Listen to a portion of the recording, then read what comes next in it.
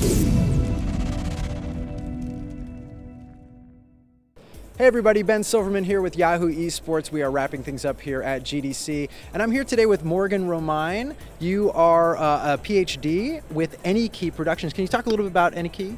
Yeah, so AnyKey is an organization that just came about through a partnership between ESL and Intel, and our goal is to promote diversity and inclusive spaces in esports. So that means you're putting on esports tournaments for women and kind of researching how that goes? Is that kind of what you were talking about? The idea is that we want to figure out why is it that there are not more women who are competing at the top tier. Because there are a lot of women who enjoy video games. I don't know if you knew that, Ben. But there are a lot of women who love video games. There are a lot who play. They're playing online all the time. But why are we not seeing them at the top levels of competitive gaming?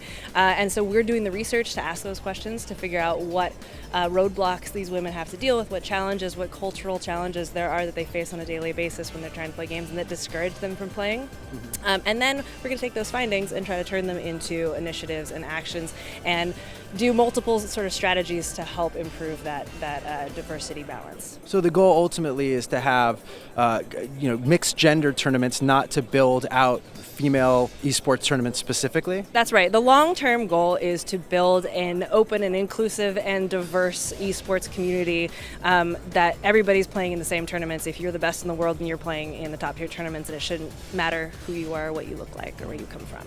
So are there certain games that have a better relationship with women players as opposed to other games? There are certainly some better established communities for women competitors. So Counter-Strike has a community that's been around for a long time, women playing together and competing in tournaments for a decade almost. We now have Smash Sisters in the Smash Brothers community, women playing together Smash, which is awesome, but they're new. And we see a lot of players in League of Legends, but not so much a developed or mature community dedicated to women competitors yet.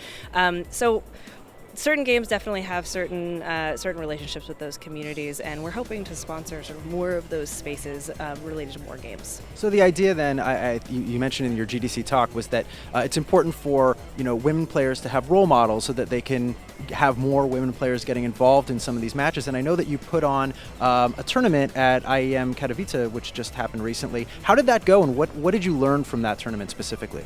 So the tournament was awesome, first of all.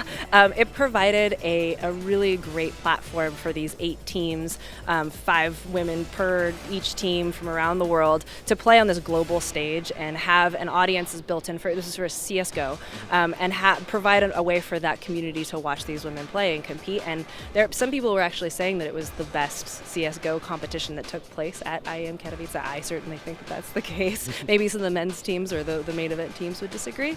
But it was great to see these women play and compete and give them that platform. But I think there are certainly some things that we need to work on in terms of the online community, the chat, which was better than what we've seen in the past, but still could use some improvement. And ultimately, we'd like to see more of these tournaments, so we don't want that to be just a one-off. We want that to be one of many tournaments that will run in the future, because that consistency is really important. And though you mentioned in the talk that the goal here is that this is a temporary solution, is that having women-specific tournaments and not having mixed gender tournaments is not something that you want to see necessarily evolve the way that we've seen with FIFA, with the WNBA. I mean, in other sports, we've seen women's leagues really, have a long-term viability. Why is it that you don't want to see that in esports specifically? And what do you think? How long do you think it's going to take until we start to see that mixed gender thing happen? We firmly believe that there is no biological differentiation that makes a difference in esports competition. It's a rare opportunity to explore that and to see men and women competing on the same stage. So we don't want to see that segregation, because we know that women can compete with men.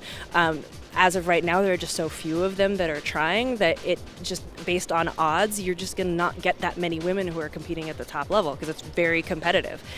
So by building sort of the groundswell and building that community, providing role models, encouraging more women, giving them ways to aspire to be competitive at that high level, I think we'll see more players at the amateur levels and collegiate level sports that will then make it so that we have more women who can compete at that top level. But I mean, esports gives us a really unique opportunity to see that. So we don't want to set a stage for segregation.